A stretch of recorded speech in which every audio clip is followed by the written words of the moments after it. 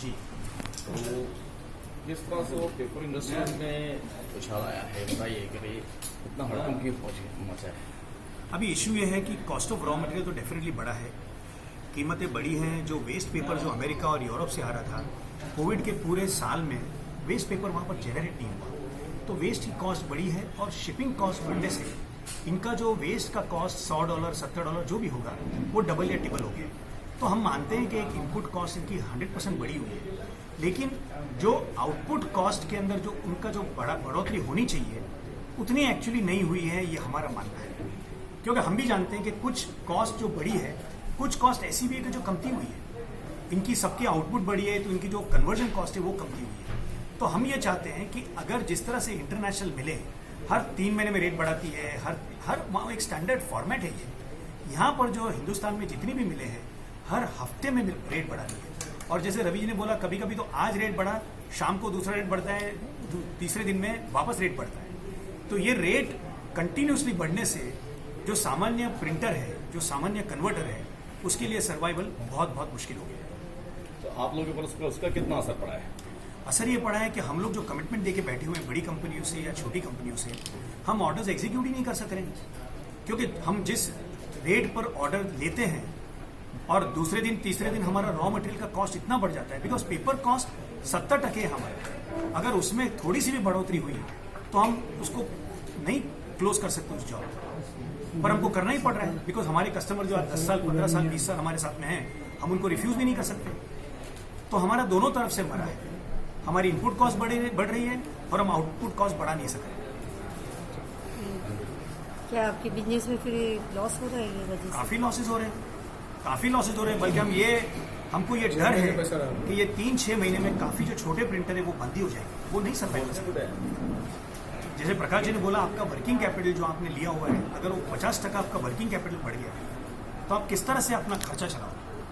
Sir ऐसा तो नहीं हो गया कि अभी प्लास्टिक बंद हो गया, इसकी वजह से पेपर का भी डिमांड बढ़ गया और इसकी वजह से इसका प्राइस राइज हो प्लास्टिक गया? बंद कहाँ हुआ है? प्लास्टिक गवर्नमेंट ने गए साल बंद करने की कोशिश की, लेकिन अभी तक बंद हुआ नहीं। Complete but partially it is already close. I don't think so.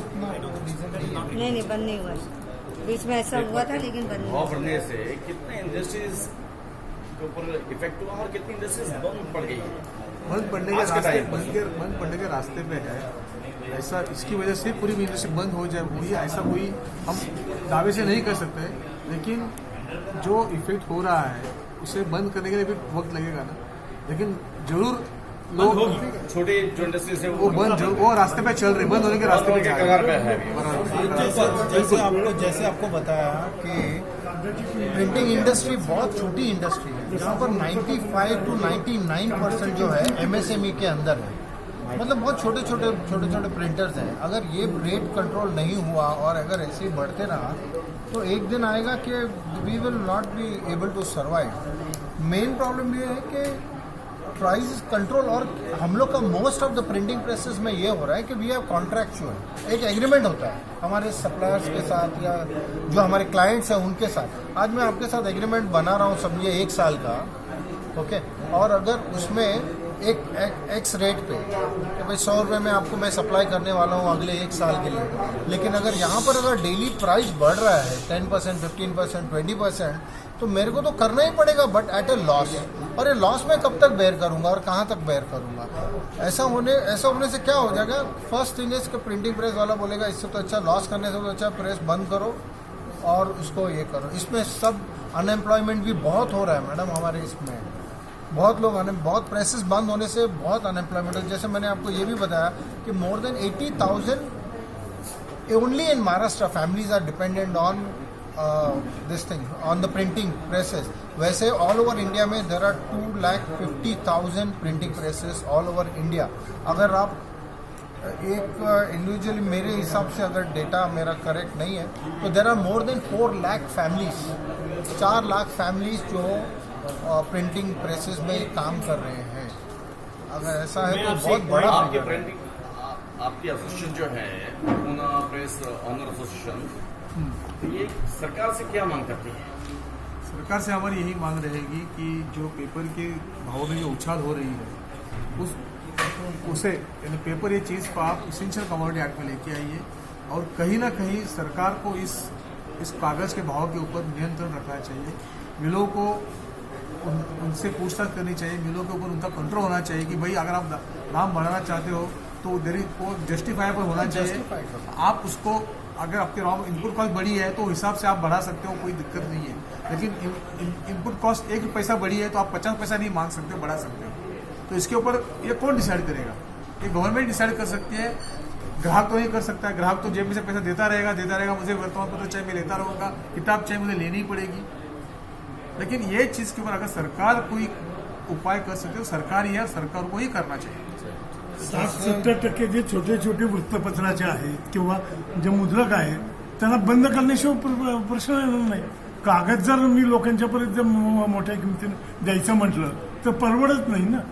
तर त्या दृष्टिकोनातून छोट्याचा जो आमचा मुद्रक आहे त्याच्यासाठी कुठं ना कुठं कागदाची किंमत ही कुठं स्थैर्य असलं पाहिजे.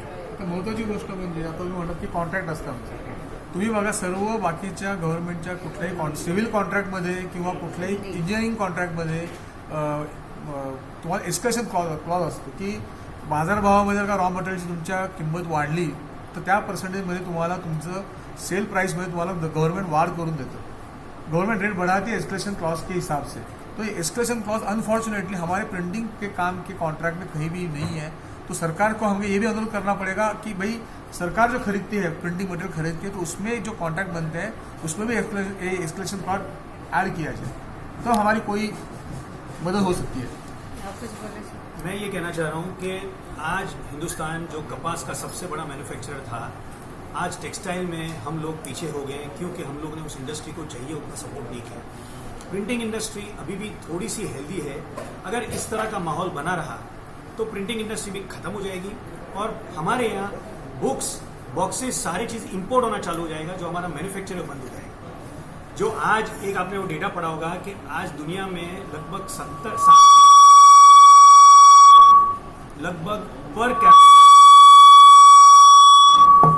Per capita consumption of paper, और हिंदुस्तान में पेपर का कंजम्पशन 14 से 15 किलो है. अगर हमने पेपर का भाव बढ़ा दिया तो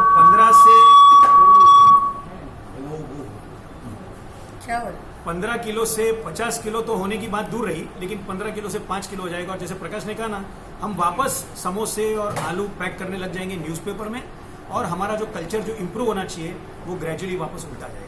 तो हमारी इंडस्ट्री को आपने जब पूछा कि कितने बंद हो गए, तो हम वो बंद होने का वेट नहीं करना चाहते.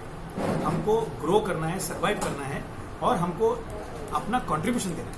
हम एक ही चीज़ मांग रहे हैं कि प्लीज़ रॉ मटेरियल एक्सपोर्ट करने से अच्छा फिनिश प्रोडक्ट करो, तो ये देश का उद्धार है. Thank you.